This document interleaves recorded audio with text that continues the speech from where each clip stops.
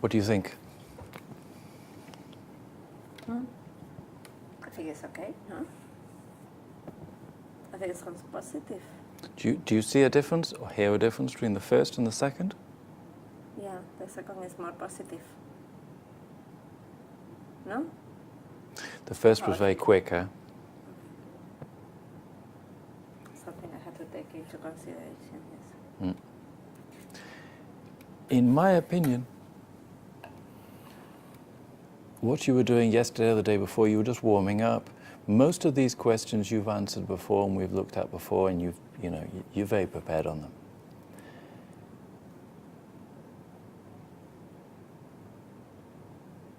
I would say, make small adjustments, a little bit more positive, a little bit more pause, a little bit more body language, but not to try and think everything is terrible like these people told you and that we have to come. Eduard, they didn't tell me that. They told me that I could look a little bit more positive, that I look very flat. I look like I'm telling the story, blah, blah, blah, blah, blah, blah, blah, blah, and I should play a little bit more natural. That's it.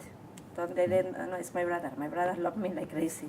He said, you are the best. You're going to get this position, but just try to show a little bit more who you are. And you are faking.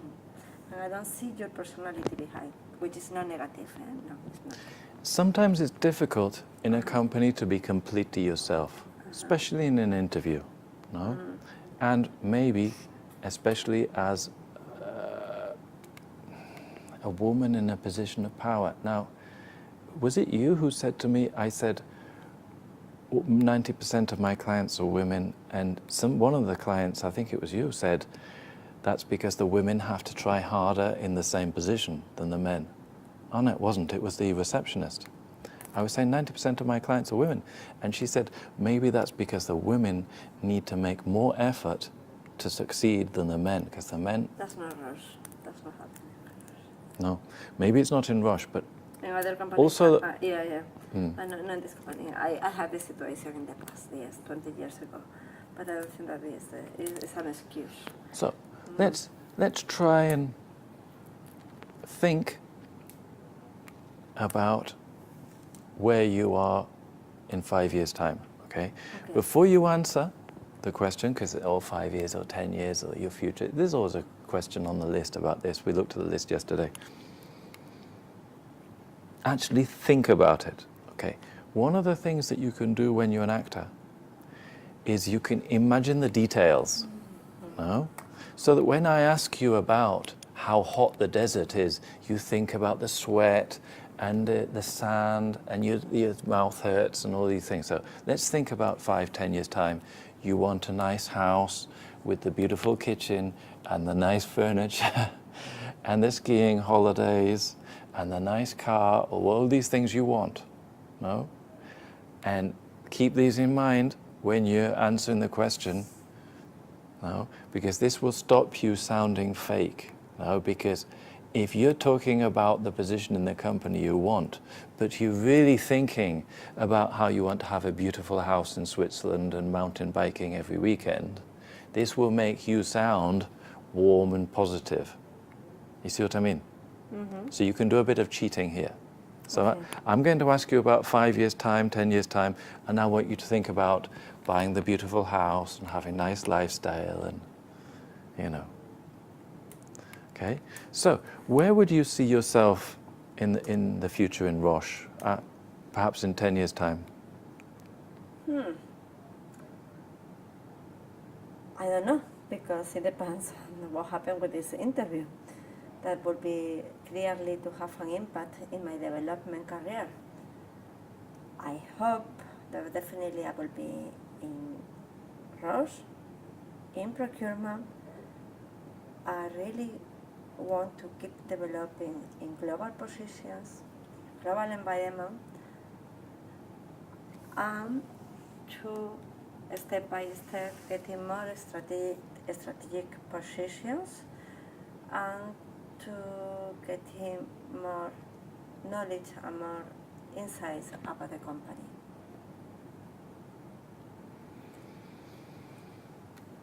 Could you tell us a little bit about your,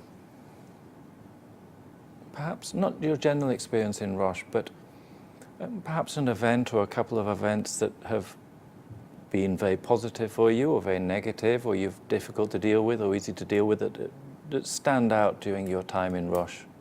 Okay, so something that has been very positive and very negative at the same time was the co-location of this registration operation services in Madrid. I was pointing out as team leader to drive this. I was assigned to design how it was going to work. So I hired a company, I hired contractors as a service to ensure that we could cover all the work from the different affiliates and could, in a transition plan, bring it to Spain. As well, I hired internal employees to ensure that they were coordinated to create and form subject matter experts that they could really work documenting, dealing with customers. Okay, I'm going to pause you there. Yeah. You introduced the subject, you had these were the problems, and then these were the solutions that you had. Okay, I want to feel you being a bit more warm and positive and not flat, because you had a bit of explanation you had to do here. Mm-hmm. But it's a bit like how the film changes and in the second half it's more positive. Okay. So say to sound more positive, and you're going to sound not arrogant, but feel good about what you did. So tell me about the things that you did, but I want to feel that you feel good about it. Okay, so one of the latest achievements that I have has been the implementation and the design model, the model design of the managed service provider. So select a company, created an internal team to coordinate all the activities for registration operations worldwide, and creating work instructions so that everyone knew how they had to work, to create SLAs to work in a rotative shift to ensure that we covered from Madrid all the different areas, and ensuring that we got further alignment with the customers. Well, we got all the SLAs in green, much more cheaper than before, much less people, and for me the really added value with this model was that we could use the internal employees to do something more interesting. So all the commodity tasks were going through an external company, and the internals could be focused on projects in more interesting things, and we support the Roche strategy to doing more with less. You missed the punchline. Okay, so your punchline. I don't know what is that. A punchline is like the key phrase. Okay.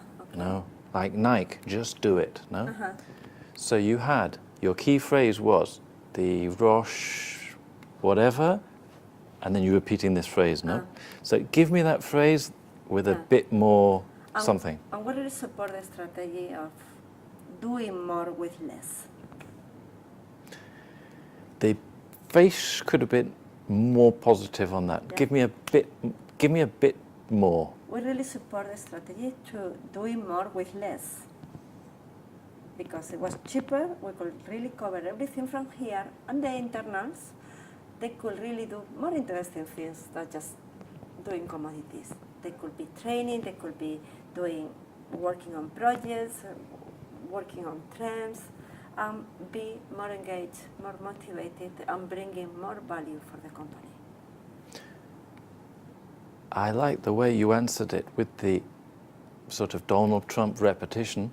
Mm-hmm. And you said, blah, blah, blah, like not so important, but then you came forward like you really meant it, and you were come, then you went back. Did you realize you were doing that? Mm-hmm.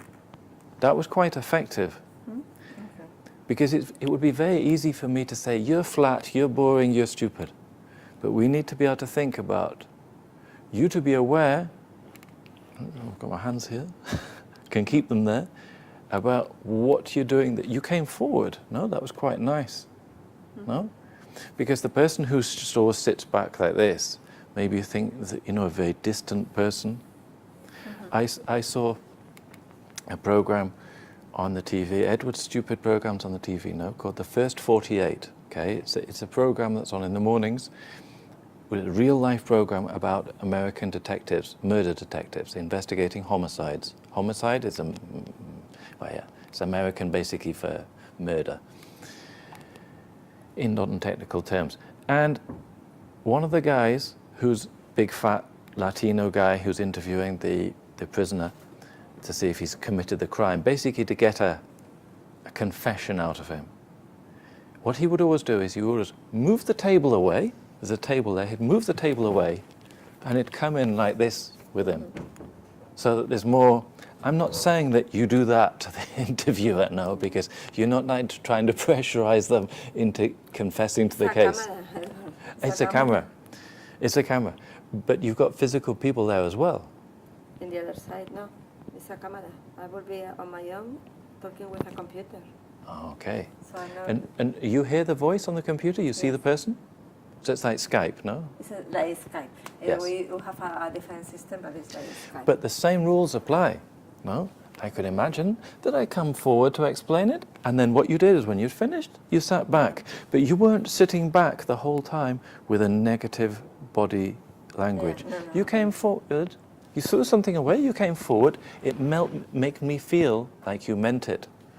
Because everything that I say to you about being in person also applies if you have a virtual person, okay?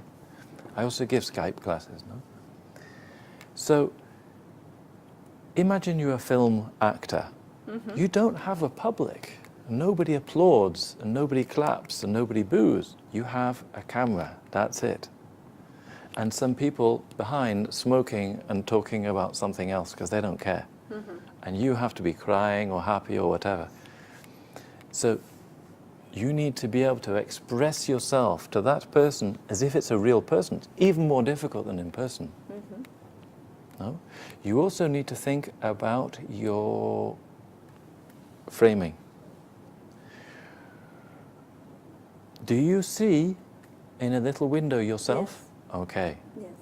Because one thing, if you're acting on Skype, it's the same way as screen acting. Because imagine that the frame is cutting me here. No? If I come forward, it's cutting me here. If I come back, it's cutting me here. But if I do this, they don't see it. Yeah. They just see this.